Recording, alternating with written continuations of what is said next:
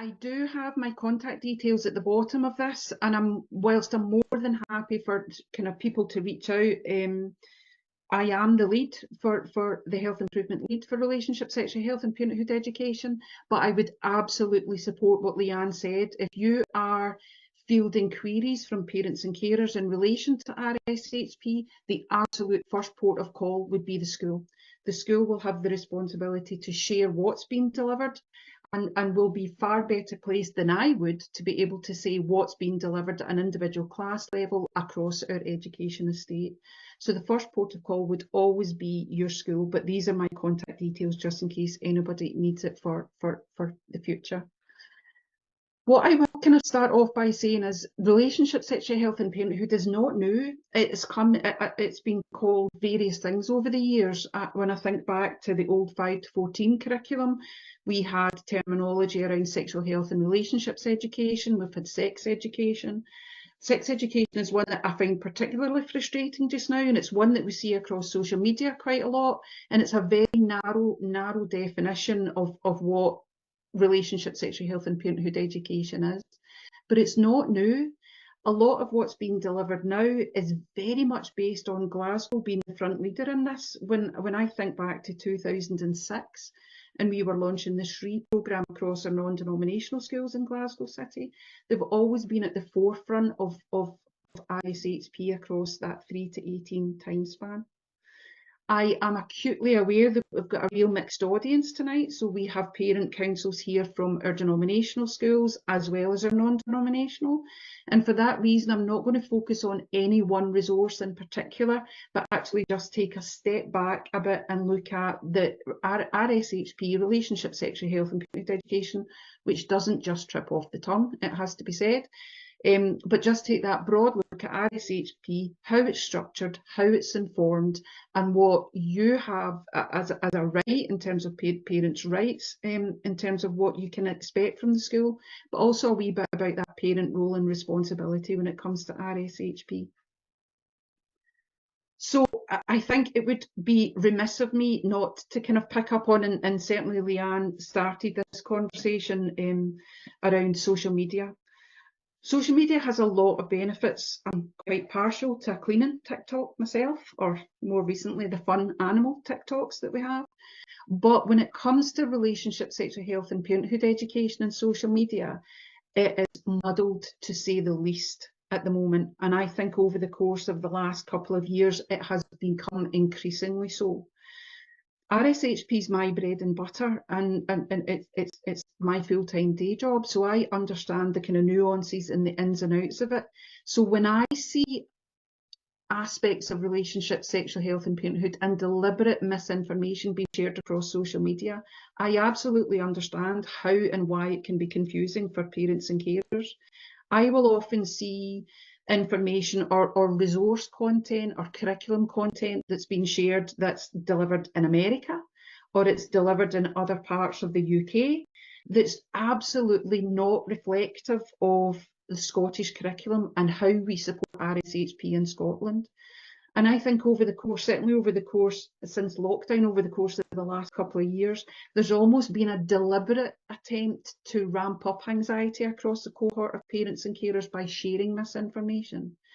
And I think if I can be kind of muddled by it, I absolutely understand that if you have a vested interest in your child's education and you are hearing this misinformation that's deliberately aimed at ramping up anxiety, I understand why some parent council members or indeed kind of head teachers in schools can be faced with a kind of barrage of questions that come from a good place, because it comes from a point of wanting to protect your children, but it comes also from a place that's misinformed because people are deliberately sharing that information. I will apologise in advance because I think there will be people in this group that have varying levels of knowledge around how RSHP is structured in Scotland, but I am going to start from the beginning. I am going to kind of try and break it down a wee bit more to try and dispel some of the myths that I have seen across kind of social media. So before we can do that, I think it would really be useful, before we look at how RSHP is informed, how the content's informed, it would be really useful if we actually just revisited what relationship, sexual health and parenthood as a curriculum looks like. So in Scotland, it's structured very differently from other parts of the UK. So Curriculum for Excellence 3 to 18, this top left bit of the screen, is our Scottish curriculum, and it has been since 2009. So Curriculum for Excellence has relationship, sexual health and parenthood education as a core part of the Scottish curriculum. It sits within the health and wellbeing experiences and outcomes. Now, how and where that's delivered and the tools that's used to support delivery will vary whether you sit in a denominational school or whether you sit in a non-denominational. In a non-denominational school, it's likely to be delivered through health and wellbeing or PSE. In a denominational school, it's much more likely in a primary setting, possibly health and wellbeing, but certainly in the secondary settings, it will be delivered as part of RE. But the curriculum for excellence is set by Education Scotland and Scottish Government. So people like me, people like Mary, people like Leanne, people like yourself, don't really have any influence over that. The curriculum is set by Scottish Government and Education Scotland. And that I'm not aware of any plans to change Curriculum for Excellence as we speak. One of the other big drivers for in terms of relationship, sexual health, parenthood education is this one on the right. This is the current conduct of relationship, sexual health and parenthood education in Scottish schools.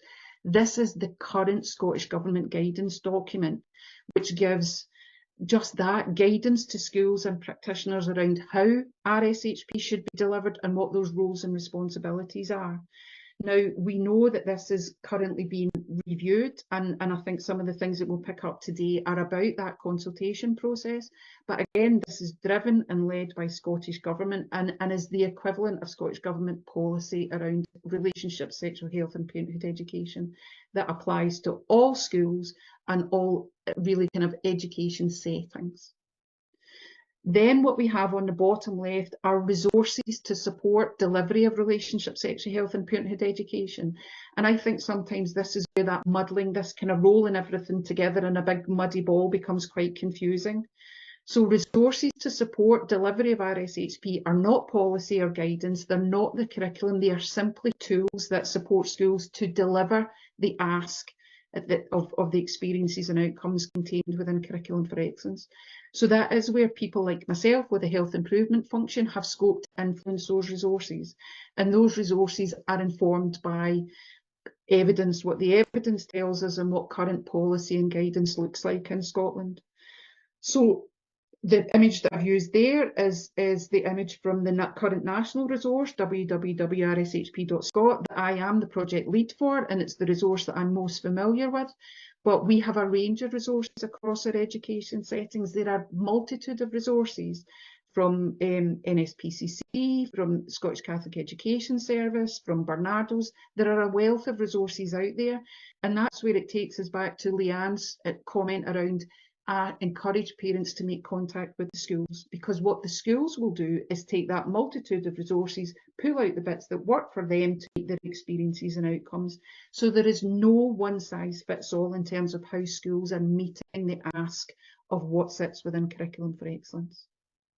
What we also have in terms of some of the high level work that's happening are a variety of consultations that are going on that are currently live in relation to relationship, sexual health and parenthood education.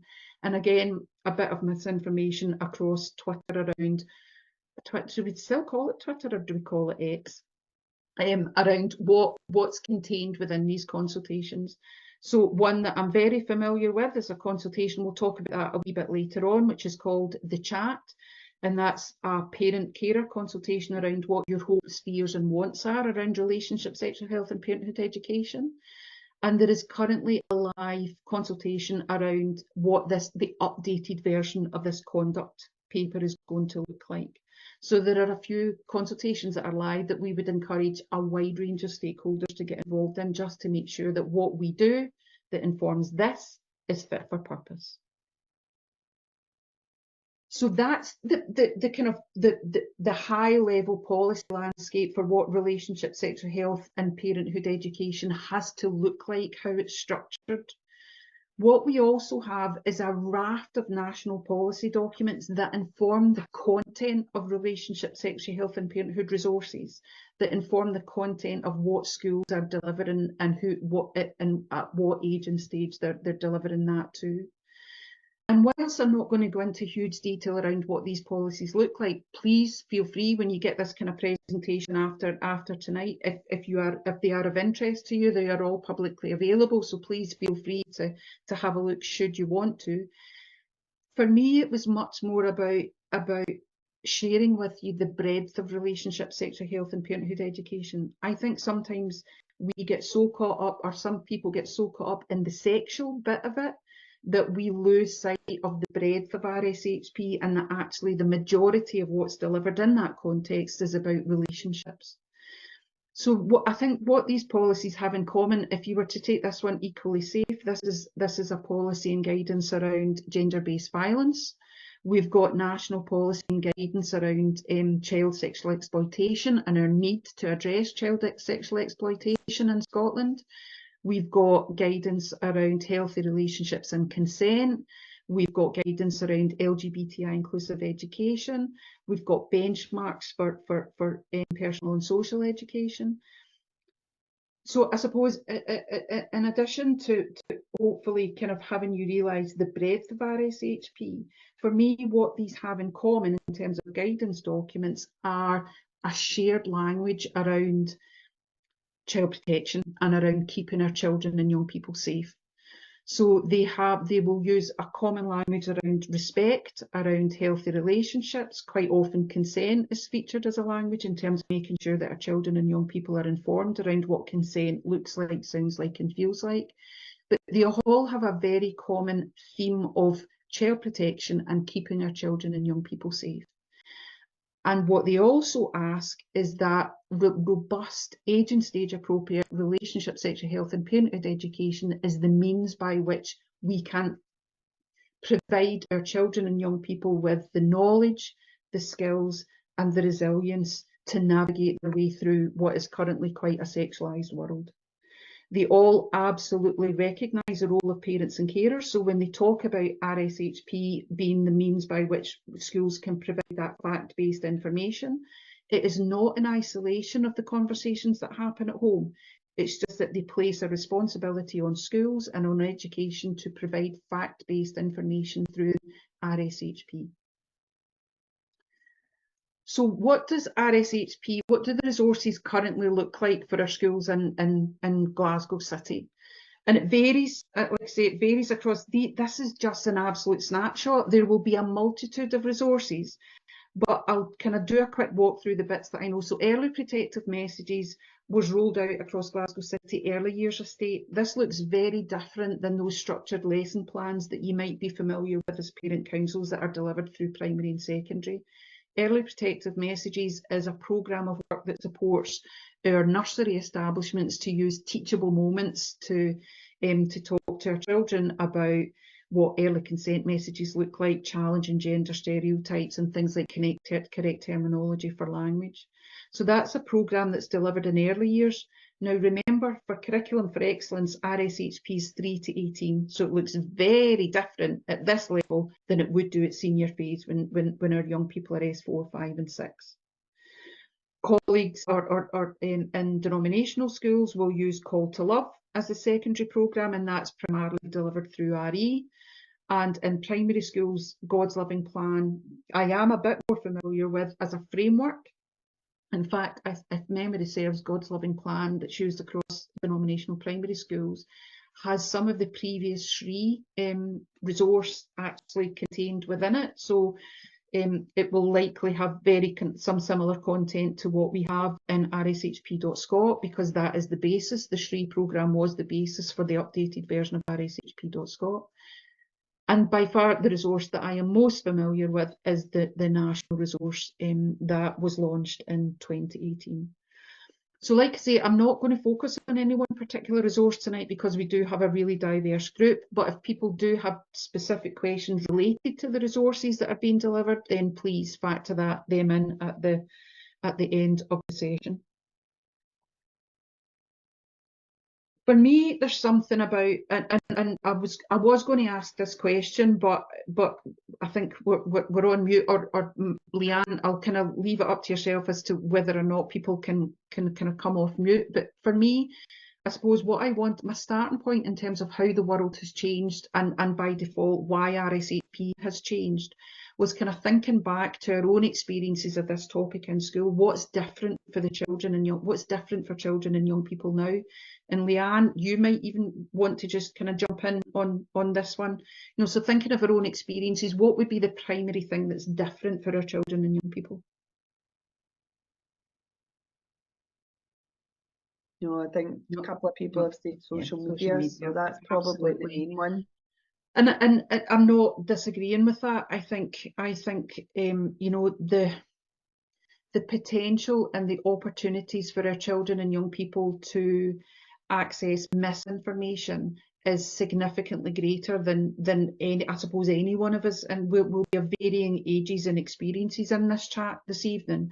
But the impact and the potential misinformation that children and young people have access to on social media is so powerful, and it actually dictates the need for the way we teach RSHP now to be way more comprehensive than maybe we're comfortable with as adults.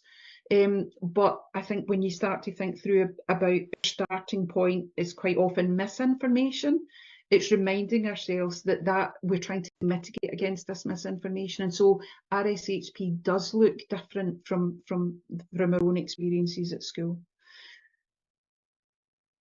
And I suppose just to support this statement, this is for those of you whose children participated in the school's health and wellbeing census.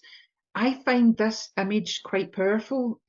I think as parents, I mean, my own children are up now, and I do remember a time when the PC was in my son's room, and there was much hilarity and giggling from him and his sister, and then you realise what they're trying to search for on the PC.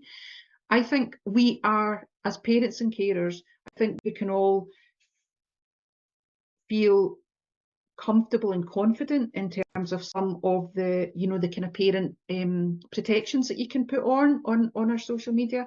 But actually, if you just look at the free time that our P5s to P7s are spending on social media, it's quite powerful. And by default, the risk of them accessing information that's not correct and can quite often be kind of dangerous I think that's quite significant and not to be underestimated. So for me, there's something about when people will say that RSHP is sexualizing our children. So when RSHP is about giving our children information that they're not ready for or that they shouldn't be accessing, they're not ready for that education. My defence, and I would defend it all day long, I suppose, but then it's my bread and butter, so I would. For me, this is a classic example of they are getting that education. The world that we currently inhabit is an overtly sexualised world. I wish it wasn't so. So the question isn't about whether or not we want them to have this education because they're getting it through what they access online. It's about whether or not we want to support them getting fact-based information in a way that's safe in school, supported by their parents and carers at home. I think this, in terms of the online activity, for me, again, was just a really good example of the breadth of RSHP. So there are some things in here around, kind of playing games online. I think sometimes the interactivity of that, and I will go back to my own son's kind of earlier days, when you're maybe putting a bit of laundry on the clothes horse and you hear some of the conversations that have been had with games online. The potential around that is quite significant. But if I was to focus on some of those broader bits of RSHP, that's the stuff around, kind of updating your pictures, status or story on social media, and that 36% are browsing other people's picture statuses or stories on social media. It's not that easy to say at this time of night. I think in the overtly filtered world that we live in, the impact that can have, especially on our young girls, is quite powerful. So RSHP is a means by which we can give our children and young people the knowledge, the skills and the resilience to navigate their way through all of that. And we can normalise a lot of what is filtered as part of that, there's kind of social media experience. I am going to say this word, I'm aware that it's this time of night, and for some of you that you may have small children in the room, so the headings here, and I'm not shying away of it because it is something that we do talk about in primary schools, not necessarily using the title of pornography, but I think when we talk about the evidence why RSHP has to look different, this for me again is quite powerful, because the evidence tells us, now this data is from the Children's Commissioner for England, so this is very current data in 2023.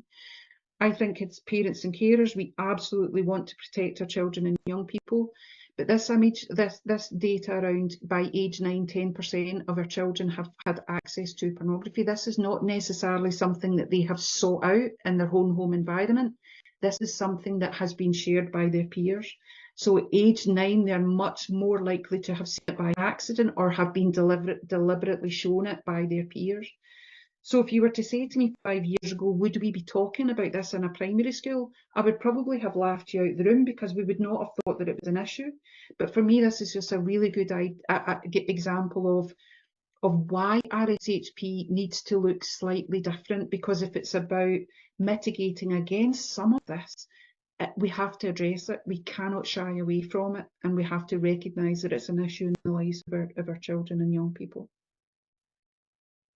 We do also know, I mean, my own daughter tells me I'm too old for Snapchat. I'm not allowed to have Snapchat, and I'm not arguing with her on that. But we also have evidence that some of our children and young people are deliberately contacted through apps like Snapchat to sign up to things like OnlyFans. So, do you know, there's a deliberate attempt to access our children and young people to get them to sign up to platforms that we would rather they were not. Again, if we were to look at some of the issues around our children and young people's understanding of what a healthy relationship looks like, sounds like, feels like, we're not talking about intimate relationships when they're older. That early level stuff that we want to have our children and young people recognise looks quite different now. There is a normalisation to sexual harassment of girls and young women that applies at primary and at secondary. Our young females will say that it's quite normalised, they're not likely to comment on it or not likely to report it to the school because they're not necessarily sure that the school will address it, but they also don't want to be seen as clipes. So if this early kind of behaviour across our primary setting then plays out progressively as our children and young people go through their secondary experience, the impact that has on what they expect from a relationship is quite worrying, and it's as adults, it's not what we would want the experience of relationships to be for our children and young people. Consent is another thing that I think is quite important that we pick up through RSHP. So in terms of some of the themes around RSHP, you know, you could be forgiven for thinking the image on the left has no place in a school setting, certainly not when we're talking about primary education. But does it? Because for me, there's something about if we are to take that early fact-based information around what consent looks like, sounds like, and feels like for our children and young people. So we're not talking about sexual consent here, certainly not in early years and not in primary. But if we're to have a conversation around sexual consent to our older young people at senior phase, kind of S4, S5, S6, you can't start to have those conversations at that stage without having that lead in around what ordinary consent looks like, everyday consent looks like, not within the context of sexual relationships. So in terms of RSHP, there's an absolute need to pick up consent and what that looks like at 5, 6, 7, 8, so that when our young people are ready to start negotiating sexual consent as they get older, that they have a clear understanding of how to do that and how to navigate their way through it. Hopefully, I suppose I'm acutely aware that RSHP is my business, so I'm in and about this every day. So for me, there's something about being able to defend RSHP as a means by which we can provide a safe space in partnership with parents and carers that's about providing fact-based information to children and young people. And it's about mitigating against some of the negative impacts and negative influences in the world that they're growing up in today. So this is just some of the examples of the benefits of RSHP. Quite often what I'll hear from some concerned parents and carers is that by talking to our children and young people about sex encourages them to engage, encourages them to experiment, when actually the evidence tells us exactly the opposite. If we provide that safe space to have our conversations with children and young people in school and at home, it actually delays the onset of sexual activity and has them much more prepared to have honest conversations with their partners before they actually engage in those kinds of relationships. It helps them understand what a healthy relationship looks like and feels like. So I suppose for me, there's just a multitude of benefits of RSHP.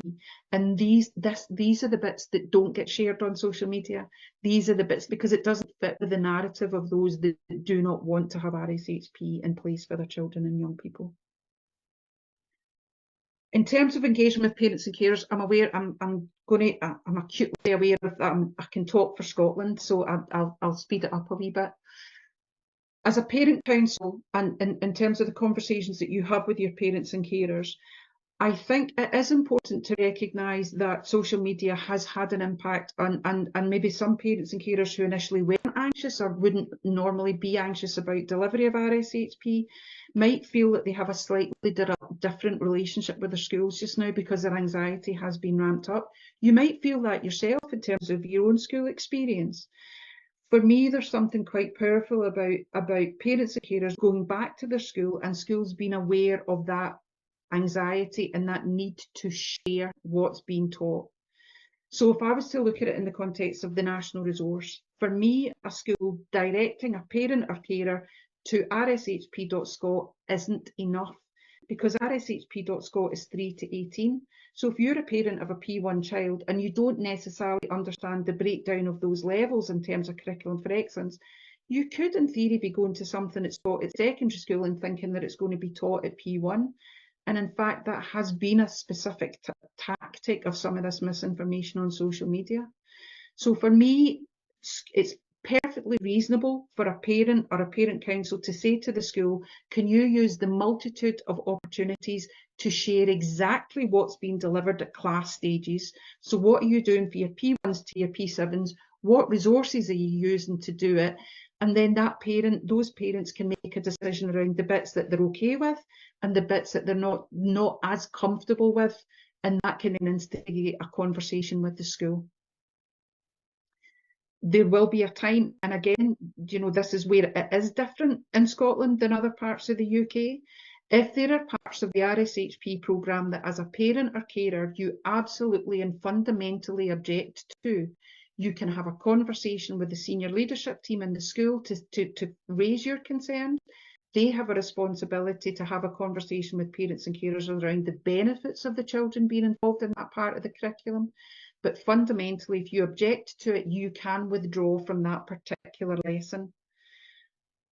I think Leanne had mentioned at the start, sometimes there can be a bit of confusion around whether it's some parents think it's an all or nothing. We're either all in for RSHP or all out. And I would say, please don't do that. Please have the conversation with the school and really kind of get into the detail of what's being taught so that you can decide the bits that you would rather have that conversation at home.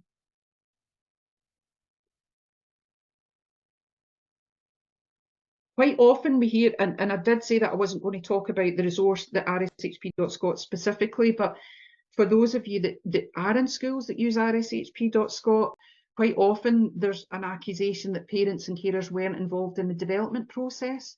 So this is just, I suppose, a bit of evidence that says they absolutely were. We had a full kind of year, almost 18 months of development of rshp.scot, and 600 parents and carers were part of that process, part of that consultation process.